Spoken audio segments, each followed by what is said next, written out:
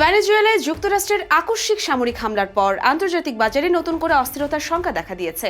বিশেষজ্ঞরা বলছেন, এই ভূরাজনৈতিক উত্তেজনার সরাসরি প্রভাব পড়তে পারে তেল, স্বর্ণ আর রূপার মতো গুরুত্বপূর্ণ পণ্যের দামের উপর। শনিবার ভেনেজুয়েলার বিরুদ্ধে বড় ধরনের সামরিক অভিযান চালায় যুক্তরাষ্ট্র। মার্কিন প্রেসিডেন্ট ডোনাল্ড ট্রাম্প নিজেই তার সামাজিক যোগাযোগ মাধ্যম ট্রুথ সোশ্যালে এই হামলার বিষয়টি নিশ্চিত করেন। একই পোস্টে ট্রাম্প দাবি করেছেন, ভেনেজুয়েলার প্রেসিডেন্ট নিকোলাস মাদুরো এবং তার স্ত্রীকে আটক করে দেশটির বাইরে নিয়ে যাওয়া হয়েছে। Extraordinary military operation in the capital of Venezuela. এই ঘটনার পর বাজার বিশ্লেষকরা আশঙ্কা করছে, বিশ্ববাজারে পণ্যমূল্যে গ্যাপ আপ ওপেনিং দেখা দিতে পারে। ইয়াওয়েলথের ডিরেক্টর অনুজ গুপ্ত বলেছেন, ভেনেজুয়েলায় হামলার কারণে এই অঞ্চলে অনিশ্চয়তা বাড়বে, যার ফলে স্বর্ণ, রূপা, তামা এবং অপরিশোধিত তেলের দাম দ্রুত বাড়তে পারে। তার মতে, স্বর্ণের দাম প্রতি আউন্সে $4,380 পৌঁছাতে পারে।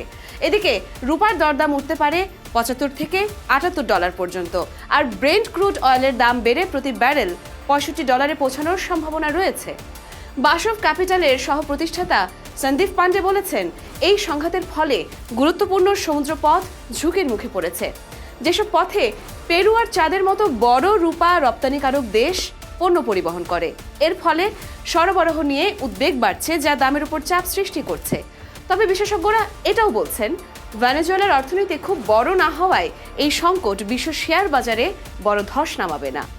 বাজার সামগ্রিকভাবে স্থিতিশীল থাকতে পারে। তবুও ভূ রাজনৈতিক উত্তেজনা বাড়লে স্বাভাবিকভাবেই বিনিয়োগকারীরা নিরাপদ সম্পদের দিকে ঝুঁকবেন, আর সেখানেই স্বর্ণ, রূপা আর তেলের দামে বড় ওঠানামা তৈরির সম্ভাবনা তৈরি হচ্ছে।